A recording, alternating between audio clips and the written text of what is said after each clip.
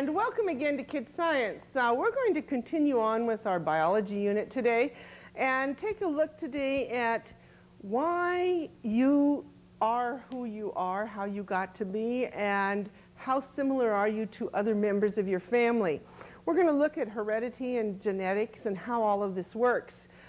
Before we do that though, number one, I'd like to open up the phone lines. On Oahu, the number is 956-5670, and Neighbor Islands is 1-800-342-7949. Would be happy to have any of you join me here this afternoon. I also want to go back to last week for a couple of minutes and take a look at the bacteria that you were growing. Remember that we took unflavored gelatin, we added some sugar to it, and created what is called a medium, which is basically a source of food for the bacteria to grow on. We scraped the inside of your mouths, between your toes, whatever you used to grow different forms of bacteria, placed it on that medium. Hopefully you put it in a warm, dark place, and you started to grow something. Bacteria multiplies every 20 minutes, and so by now, a week later, you should see with the naked eye things growing on your Jello mediums. Let's go for a minute though first and look at some picture examples of what bacteria might look like, what you might have seen in this last week. First one is a picture of that stuff that comes out of your nose, and you let it grow for a while, and you would probably get something similar to this. Dirt looks like what I call alphabet soup. And if you had different things in your dirt, you're obviously going to get other things growing in there also. Airborne bacteria tends to look like this, and again, you may have several different kinds of airborne bacteria. Dust, pretty little colored things, and scum from your sink drain would tend to look like this. Now, we took different bacteria here, and I took samples of different things and grew it, and I want to show you what I came up with. This is probably the best one. This is really gross, and it's not recommended that you open this up. The only reason I am is that I want you to see it clearly through the camera. Let's come up close and take a look at the bottom of this. Look at this. This is dust, and when I put the dust on there, you couldn't see anything at all. It has definitely grown. I've got several colors. The Jello medium is pretty much solid with this stuff, and if we look at the top layer of this, I have fuzz on it, all kinds of good things growing. Look at this dust. Makes you wonder about the things you drop on the floor and then pick up and suck. That pen, that pencil, toys that babies drop all the time have got to have dust on it, and this dust contains an awful lot of different kinds of bacteria here. Has done quite a growth for me. Another one, now this gets kind of gross because the dust is not my fault, it was just that was on the ground there. But this one actually came out of my ear, and you can see some growing there. Is not quite, luckily, as obnoxious as what the, not too bad, as what the dust was. We look inside here, and you'll see a little bit more of what is actually growing there, some different things. Remember that these containers also are not totally clear of everything else that could be there. You obviously picked up some airborne type of things on that Petri dish. These weren't totally sanitary conditions as you started this. Last one here is bacteria that came from my mouth. I scraped my tooth with a Q-tip, and this is what I got on this. It's lovely also. Ooh, it's getting runny down in here, but you can see on the side here, that's great. That's what grew from inside my mouth on a tooth. I would like to go back and try this one. What I think is interesting are those little white dots that you see going across the top there. That shows a real concentrated growth along there. Again, they're multiplying every 20 minutes. You come up with, you double whatever you had in the first place. The tooth one, though, I'd like to go back and try again right after I brush my teeth. and then go back again and let it grow, just like I did this. Compare it to something that has been brushed and not brushed. See if there is a difference with it. I'm sure that you guys found a lot of different bacteria that has come to be with the things that you were growing. And I'd like you to continue to do this to see what you can come up with. I think you'll find a lot of different things that do occur. See if you can get it as sanitary as possible. And like I said, go for it. I think it's kind of a neat thing to see what we are able to grow. Hopefully your bread is starting to show some changes in the mold also. Now, today we are going to move forward here, and we're going to look at, the bacteria is kind of coming from inside you, except, well, you got a lot of bacteria on the outside of you also. But we're going to look more closely today at who we are and how we identify people. We're going to look at something called heredity. And heredity is the passing of characteristics from a parent to a child. Some of these characteristics, as a parent, I like to claim that my children have. Other characteristics, I like to pretend like I had nothing to do with them. But there's a lot of things that we obviously have no control over. What you look like outside of your weight, and some of that is also very difficult to control. But most of your physical features are determined by who your parents, your grandparents, your great-grandparents were.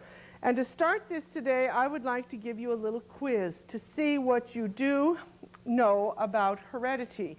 So if you take out a piece of paper, and we're going to answer either fact or fiction to these questions. So let's start with the first question here. Man is the highest of the animals, therefore he has the most chromosomes.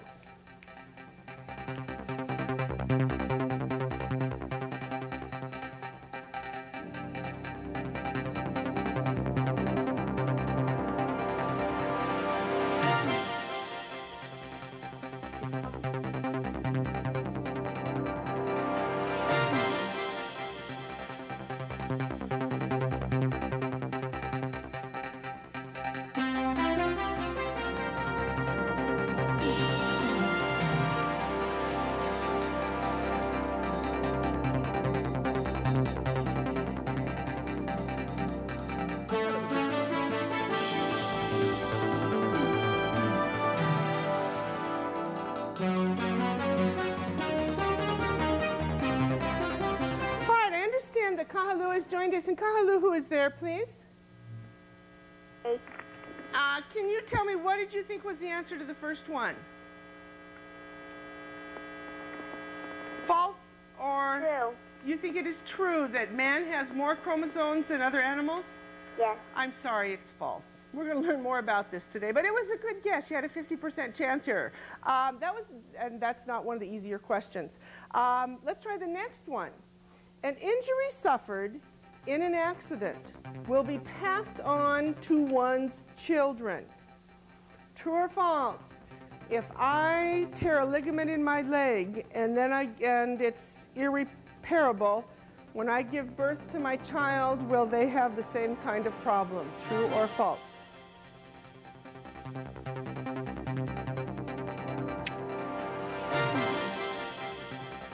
Right, Kahalu, who is there, please? False. That is false, absolutely. An injury suffered in an accident will not be passed on to your children. Good. Okay, if your parents both have brown eyes, you will certainly have brown eyes. True or false?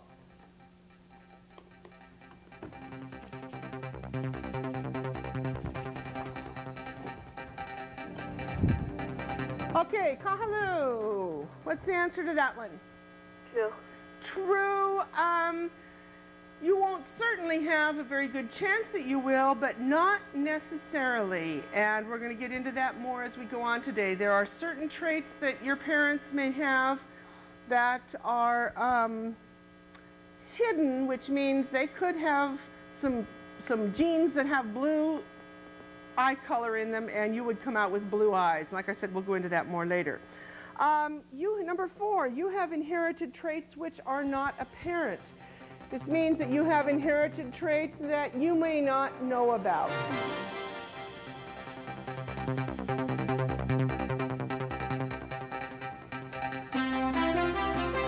Kahalu, got an answer on that one? True. True. Absolutely. There are things that you have that you do not even know that you have, but you might pass them on to your own children who may not see those traits, but they may go on to their children, and all of a sudden those traits become apparent, which means there could be something that you have that no one else in your family has. It could be a certain kind of freckles or a tweak in your chin or something that maybe your great-great-grandparent had but wasn't seen in all of this time. Good answer. Now, number 5. This is a harder one. Hereditary traits are carried from parent to child through the blood. True or false?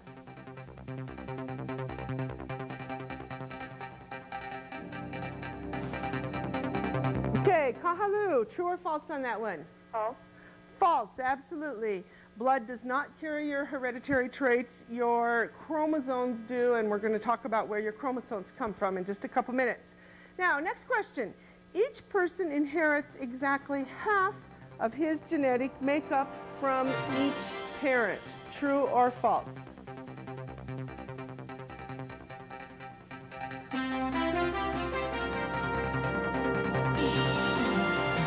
Okay, Kahalu, got an answer on that one? True. True, absolutely. You get half of what you are from each parent, so your parents can't claim that the other one is more responsible for things that you are doing. Okay, next one is you inherit more from your mother if you are a girl.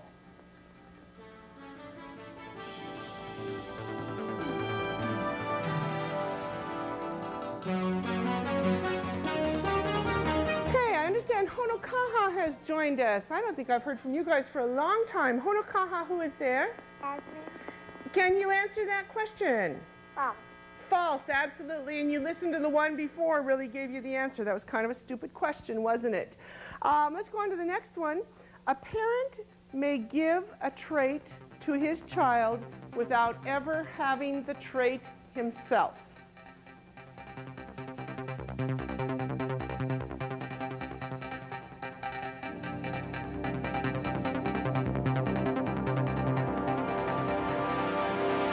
Okay, let me go back to Honoka'a again. And Honoka'a, who is there again, please? Jasmine. Okay, go ahead, Jasmine. What's that, true or false? False. Is false.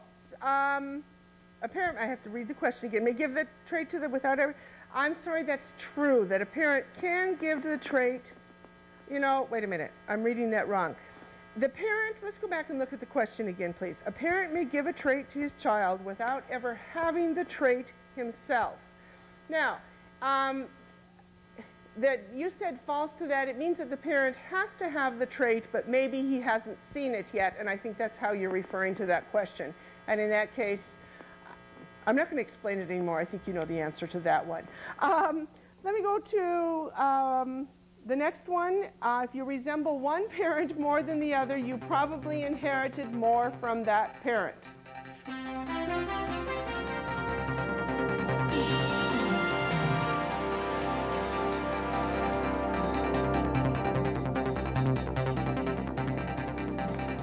Okay, and let me go to Honoka'a again on this one. And Honoka'a, what's the answer on that one?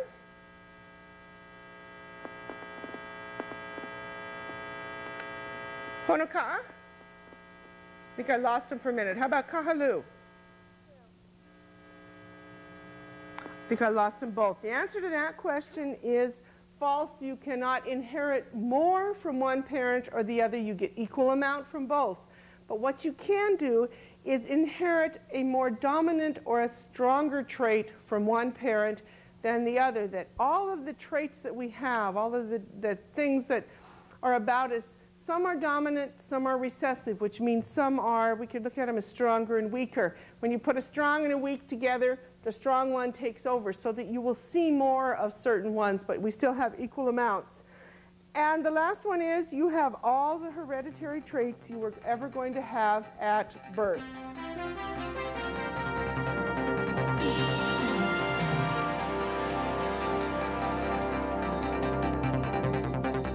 Let's go back to Kahalu, and what is your answer on this one, Kahalu? True. True, absolutely. Everything you ever had that you have now, you had at birth. Excellent. Honoka'a, we seem to have lost you. If you want to call in and join us again, for some reason you have disappeared. Let's go on now and take a look at how these genes and these traits get to be part of us. I'd like you to take out a piece of paper and a pencil here. We're going to take some notes by drawing some pictures here today. I think it'll help you remember some of this stuff. And we want to start with the very basics of who you are and where did you come from. Each of us has a blueprint for our own body. You know, when the police go into a crime scene and they try to identify a body, one of the first things they'll do is look for fingerprints, and they will take the fingerprint samples, try to match them to fingerprints that they have on file. As kids these days, most of you are fingerprinted so that there is a way to identify you, especially when you're younger, if you're abducted or something happens to you.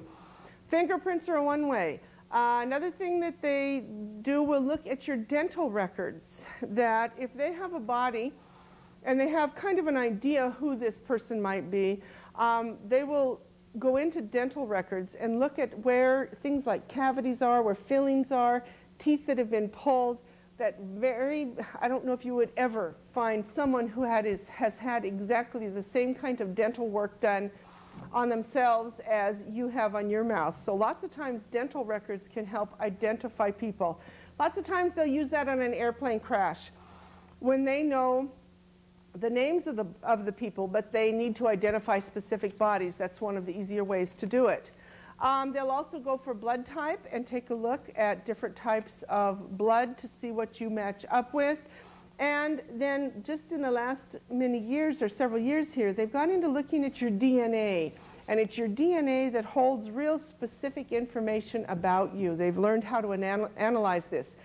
The O.J. Simpson trial was one that really brought DNA to a head and helped to really identify specifically, I think, blood samples. Now, let's figure out where we find this DNA and where these genes come from. We start out with how you got to be in the first place, and we know that birth occurs when two things happen. Well, when one thing happens here. We have an egg, and will you please draw an egg? And this is the egg. And we have the egg that is joined by a sperm. Okay, we have the egg and the sperm. And when the egg and the sperm meet up, a fertilized egg is created. So let's put down here another egg. This is a fertilized egg.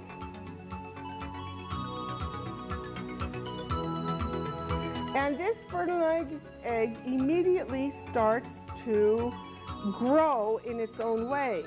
Now, within this fertilized egg, we happen to have 46 chromosomes.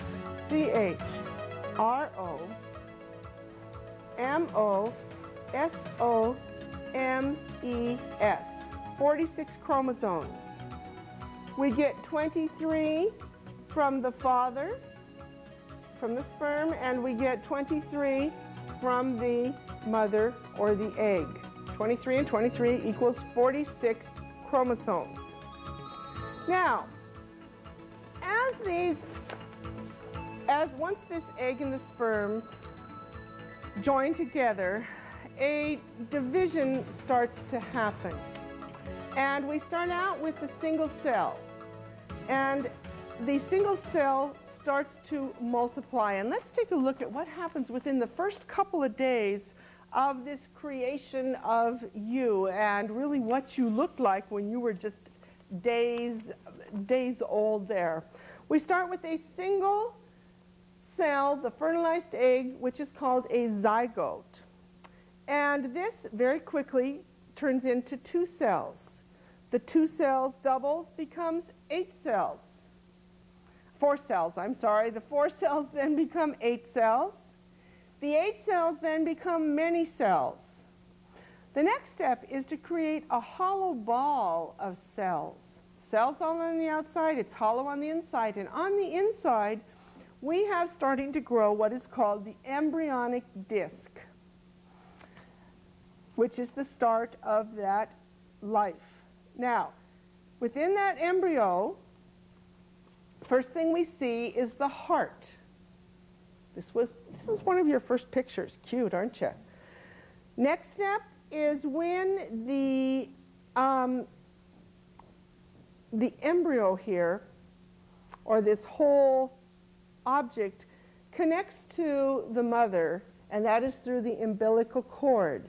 And the umbilical cord is connected to the belly button of the baby and into the placenta of the mother. And it is from this placenta that this embryo feeds on.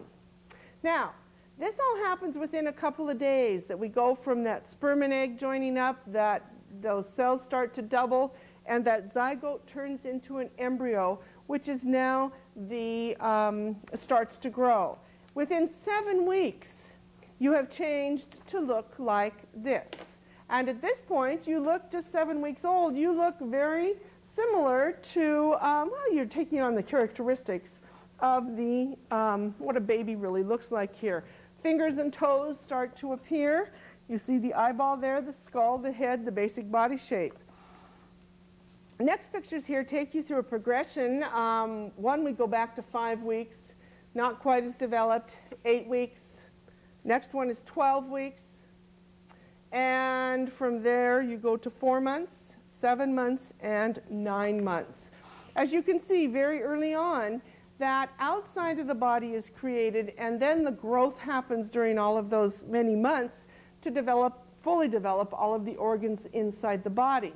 Now, we have this body. It has started to grow by the combining of the egg and the sperm. But what determines whether it is a boy or a girl? What was the thing that made the difference as to whether you became a boy or girl?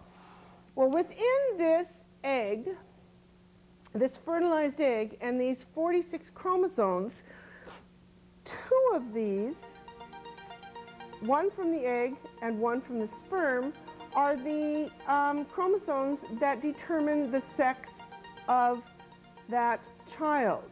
Now, the female chromosomes are, to determine the sex, are both X's. Will you draw this on here, please? The male, this is the female, would be 2 X's. The male would be an X and a Y, and this would be the male. Now what happens is that we have one of these join up with one of these. If we have one X and one X join up here, 2 X's are going to equal a female. If we have an X join up with a Y and we get an XY, we are then going to get a male.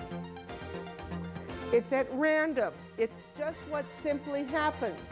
Same thing is that you're going to have brown eyes. The genes from brown eyes match up with genes from blue eyes, and the brown eyes being more dominant are going to create brown eyes. It is by chance that you are what you are. I think some of us had better chance going with us than other ones did. But that's how you become a female or a male. Now, we're going to play a little game here that is going to explain how this works, this random selection, and we're going to see just what does happen with random selection.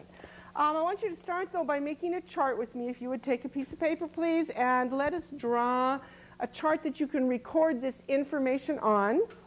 Remember, this doesn't have to be perfect. Don't worry about using a ruler. Will you start by drawing one line about that far down on your paper? And then let's draw about 10 more lines across here. 1, 2, 3, 4, 5, 6, 7, 8, 9, and 10.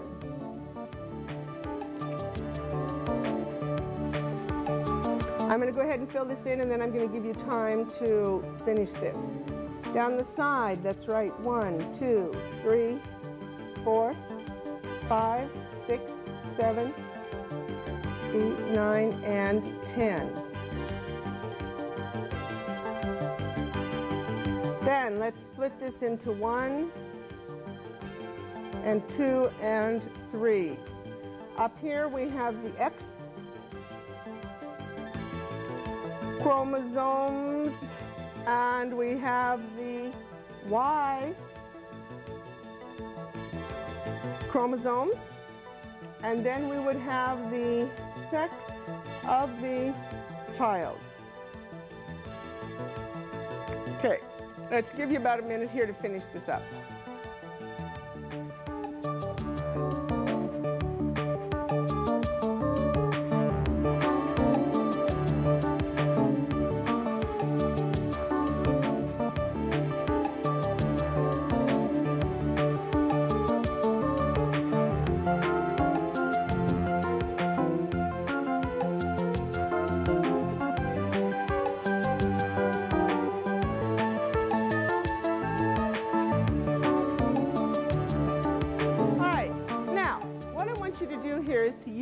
Chart to record information on, and I want you to see if you come up with when you're at random, just a random chance activity here that proves how, or that shows how we come out with girls versus boys. Now you should have 2 envelopes, cups, bags, something in front of you.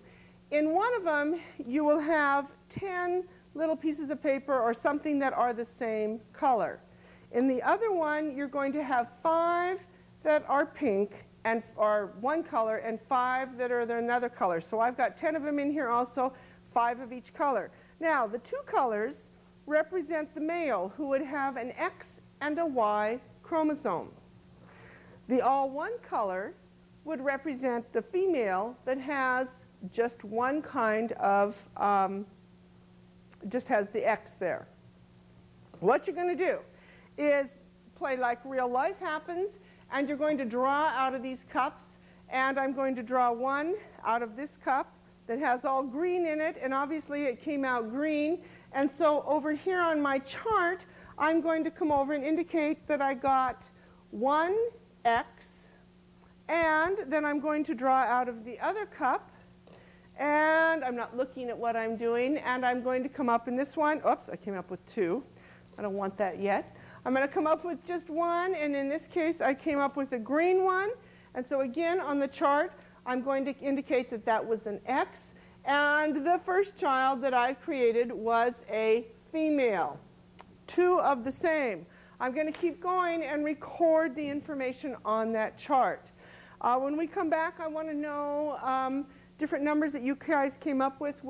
Did you come up with more boys being born than girls? Was it pretty equal? Did it go back and forth? And I'd also like to know the number of people within your class there versus girls versus boys. So take a few minutes here and let's go ahead and do this. Draw 1 out of 1 cup, record the information, draw 1 out of the other cup, and record that information. So far I've got 2 girls. Go for it.